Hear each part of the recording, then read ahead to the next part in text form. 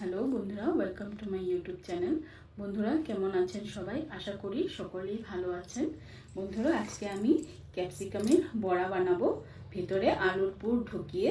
তো আপনারা দেখতে থাকুন আমি কিভাবে এই রেসিপিটা বানাচ্ছি। বন্ধুরা আমি স্টাফিংয়ের পুরটা বানানোর জন্য দেখুন এখানে আমি কি করেছি। এখানে আমি পেঁয়াজ কুচি করে নিয়েছি, আর এখানে আদা কুচি করে নিয়েছি, আর আলু আমি সিদ্ধ করে নিয়েছি। তো আলুটাকে আমি প্রথমে গ্রেট করে নেব।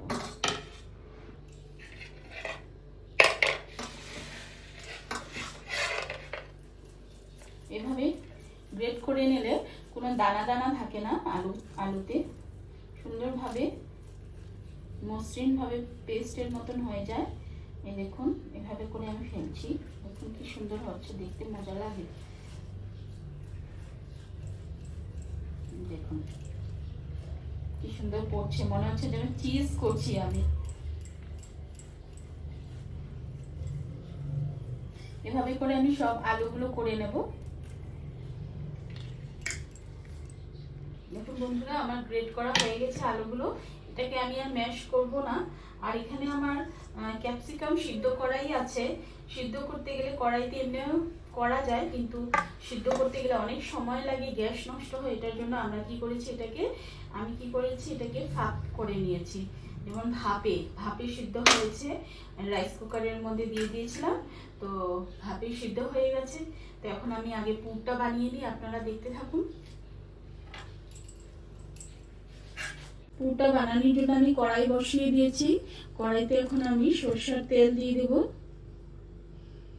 কড়াই আগেই গরম হয়ে গেছে। তেলে প্রথমে ফোড়ন দিয়ে দেব। এই দেখুন ফোড়ন, 5 ফোড়ন,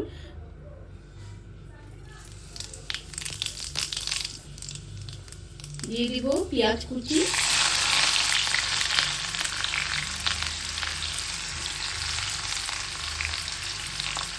সাথে আদার কুচিটাও দিয়ে দেব। ভালো করে নেড়ে নেব। লাল না হওয়া পর্যন্ত আমি ফ্রাই করতে থাকবো। হালকা হালকা লাল হলে কি হয়, এটার ফ্লেভারটা খুব সুন্দর হয়। আদা আর পেঁয়াজের যে ভাজার ফ্লেভার, এটা খুব সুন্দর হয়। তেলের মধ্যে আমি আন্দাজ মতো নুন দিয়ে দেব।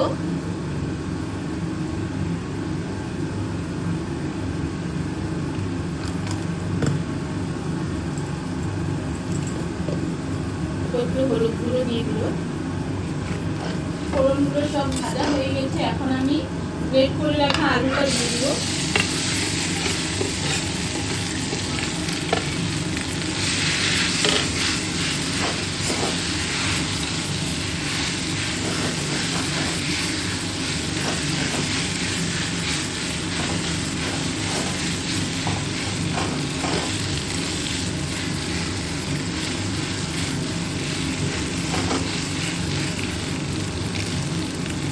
আলুর পুরটা আমি আবার ওই থালের মধ্যেই নামিয়ে নিব, যেটাতে গ্রেট করে রেখেছিলাম।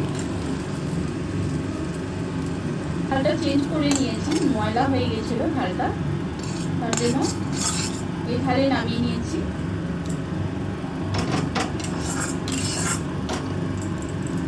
পুরটা একটু ঠান্ডা হোক, ঠান্ডা হলে আমি একটু দিয়ে আবার একটু মেখে নেব।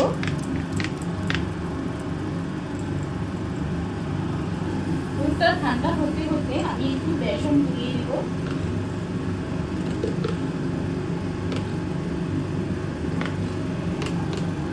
অল্প একটু নুন দিয়ে দেব,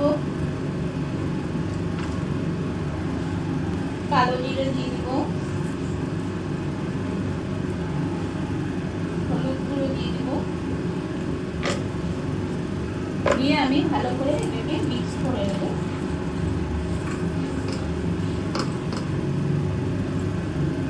জল দিয়ে এখন এটাকে ব্যাটার তৈরি করে নেব। একটা বেশি ঘন ব্যাটার না, বেশি পাতলাও করবো না।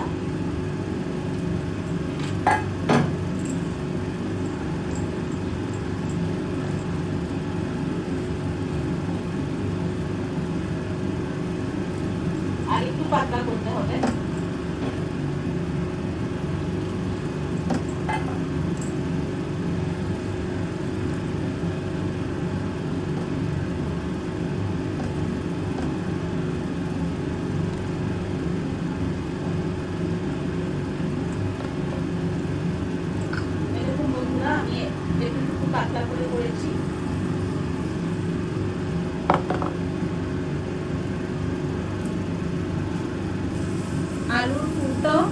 হয়ে গেছে।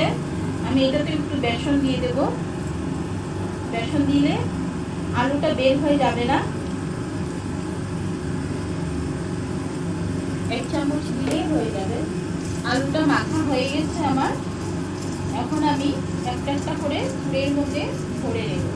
এভাবে দেখুন আমি সব বিচিগুলা বের করে নিয়েছি। এভাবে করে আমি এই আলুর পুরটা ঢুকিয়ে দিই।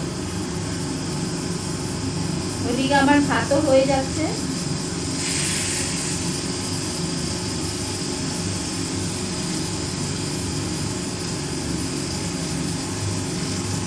দেখুন বন্ধুরা, আমি এইভাবে পুরো ভর্তি করে নিয়েছি। এভাবে করে আমি একটা একটা করে বানিয়ে ব্যাটারে দিয়ে দেব। আমি বিচি টিচি সব ফেলে দিয়েছি। বিচিটা হজম হয় না, তার জন্য আমরা ফেলে দিই।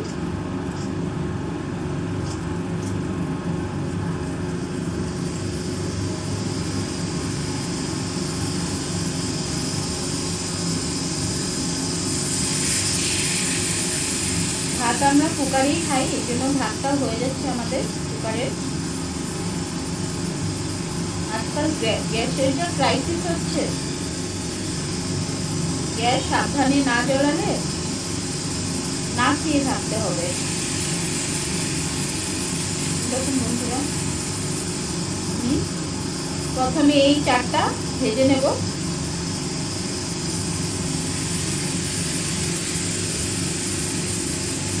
বড়াটা ভাজার জন্য আমি কড়াই বসিয়ে দিয়েছি। এখন কড়াইতে তেল দিয়ে দিব, একটু বেশি করেই দেব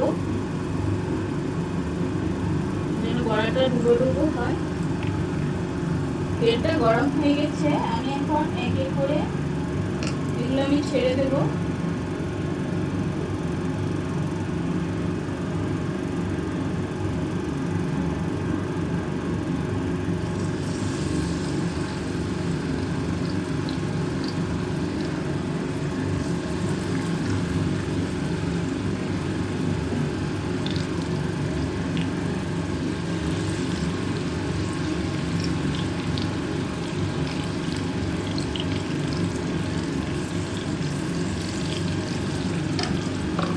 এভাবে করে বাকিগুলো আমি পুরো করে ব্যাটারে ফেলে দেব।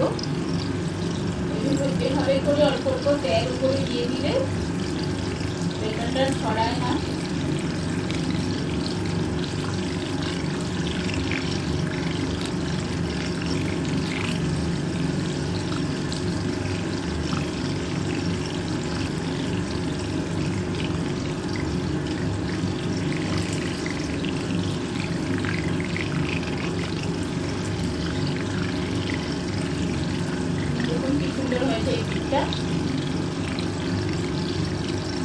দিয়েছি। এখন ওই সাইডটা হলে আমি নামিয়ে নেব।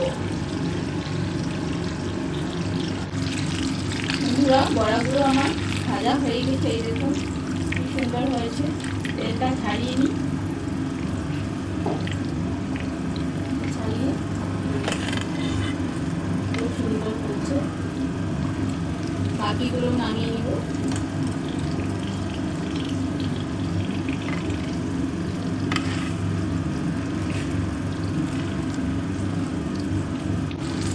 পরেরগুলো ভাজা হয়ে গেছে। এগুলো আমি এক এক করে নামিয়ে নেব।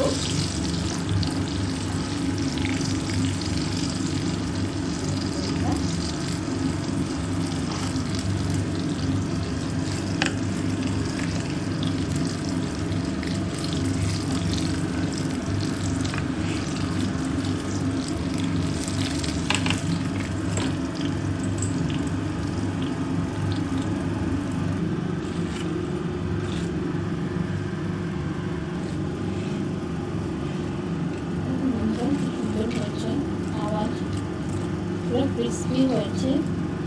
খেতেও খুব দুর্দান্ত লাগে। শুধু ডাল দিয়ে, এই মরিচের বড়া দিয়ে, ক্যাপসিকামের বড়া দিয়ে খাওয়া হয়ে যায়। বন্ধুরা, কেমন হয়েছে আমার এই রেসিপিটা আপনারা আমাকে কমেন্ট করে জানাবেন। Thank you.